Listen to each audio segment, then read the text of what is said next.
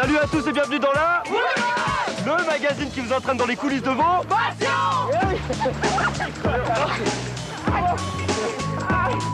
Aujourd'hui, nous allons nous essayer à la conduite de voitures de compétition sur glace. Alors enfilez bien vos casques, faites vrombir les moteurs.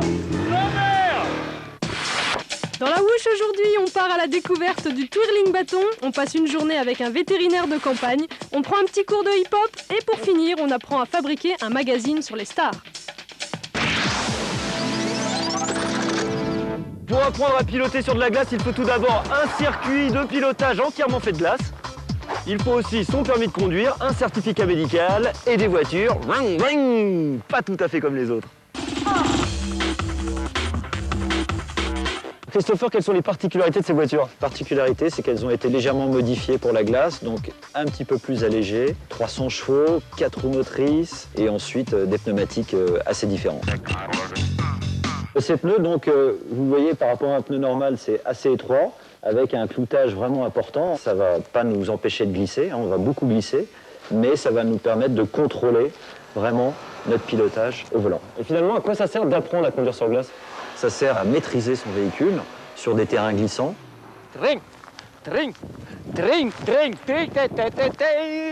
Si vous aussi voulez devenir une majorette et devenir un as du twirling bâton, eh bien regardez.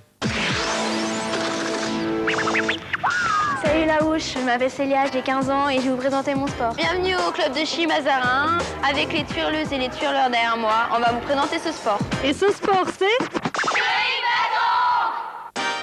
Le twirling bâton, ce mot d'origine anglo-saxonne, désigne un sport inventé aux États-Unis dans les années 70. Avec près de 9000 licenciés, la France est l'un des pays les plus forts. Elle a même terminé deuxième au championnat du monde de 2004.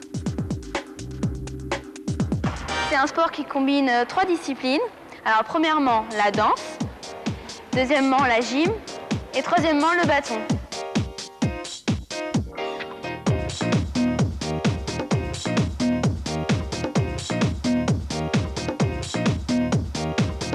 Le bâton, ce qu'il a de particulier, c'est qu'il a déjà 2 embouts, un qui s'appelle la balle et l'autre le type. Et dans le type, il y a un petit contrepoids qui forme l'équilibre du bâton pour mieux le rattraper et mieux le lancer. Dans le twirling bâton, il y a 3 catégories de figures. Alors Laurie va nous présenter le maniement général.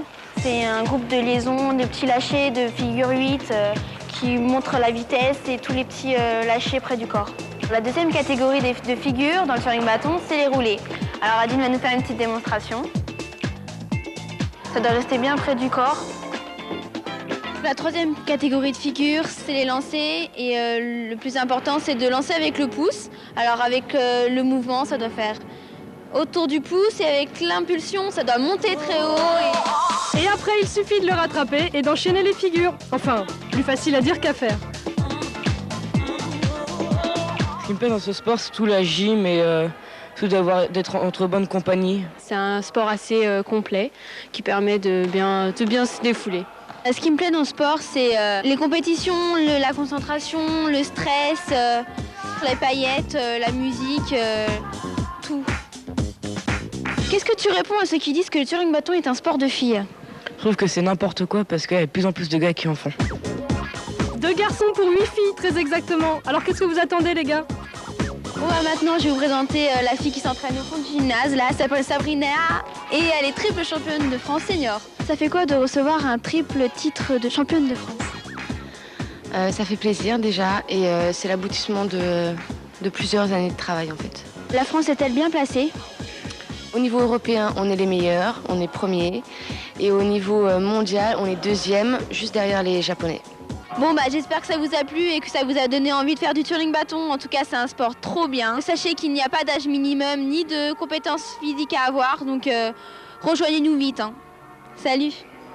Je sais pas comment je fais au revoir, ça m'énerve.